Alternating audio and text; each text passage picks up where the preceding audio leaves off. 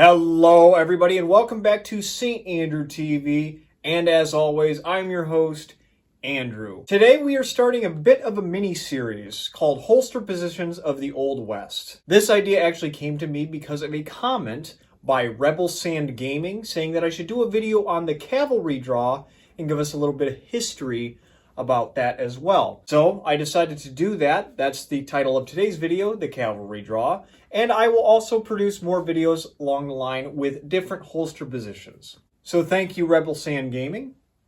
The idea behind this series is I'm going to show you the holster position, obviously. I'm going to tell you its origins and its practicality.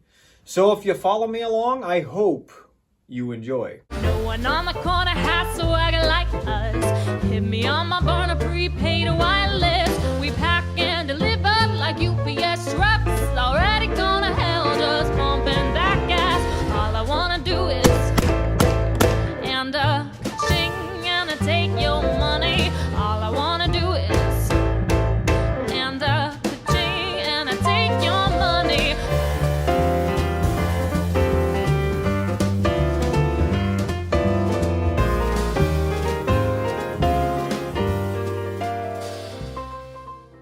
This is the cavalry draw, placed on the dominant side of your person, facing butt forward. That is how the cavalry draw sets. This was used and practiced by the Union and Confederacy during the American Civil War.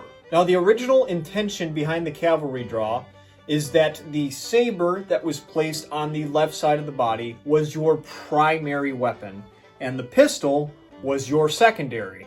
Mainly because your saber never ran out of ammo, and this was more of a last-ditch effort. In all reality, people didn't like running around with melee weapons, and they would use their firearm first, and then their saber. This led to the alternate method, which would lead you to exhaust the cartridges in your firearm, and then move over to your saber. Now, the way you draw your pistol from the cavalry draw position is actually the twist and draw method. So obviously you unbuckle the top of your little pouch here. Step number 1, rotate the wrist, placing the top of the hand towards the shooter's body. Step number 2, slip the hand between the body and the butt of the pistol, grasping the pistol's stocks in a normal shooting position. Step number 3, draw the pistol, rotating the wrist in a normal orientation as the arm is brought up to a shooting position. Pretty simple. So I'll do it from this side now, just to give you an idea of what it looks like if the camera was the target. So flip your wrist around where the top of your hand is on your body. Reach in and get a normal shooting grip on your pistol. Pull it out and rotate the wrist over, just like that. Normal shooting position. So that was the intended way of drawing your pistol out of the cavalry draw. However, not all cavalry used this method. Actually, the Union Army used the Manual of Arms for the Sharps Rifle, Colt Revolver, and Swords, 1861. Let me grab my sword here for what I'm about to say next, because I'm going to tell you what the manual said for the Union Army. The manual stated that the revolver would be worn butt forward on the left side in front of the saber loop, like so. Pass the right hand between the brindle arm and the body, unbutton the pistol case, seize the pistol at the butt, and draw it.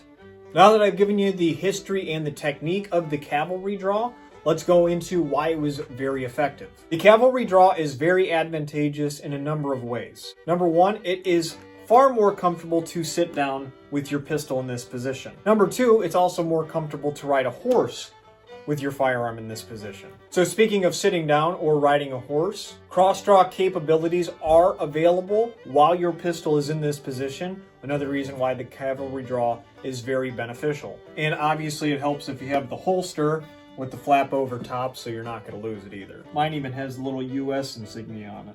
You're probably wondering if there were any Wild West folk heroes that actually carried their firearm like this. And yes, there were a few, but the most notable one is probably James Butler Hickok, otherwise known as Wild Bill.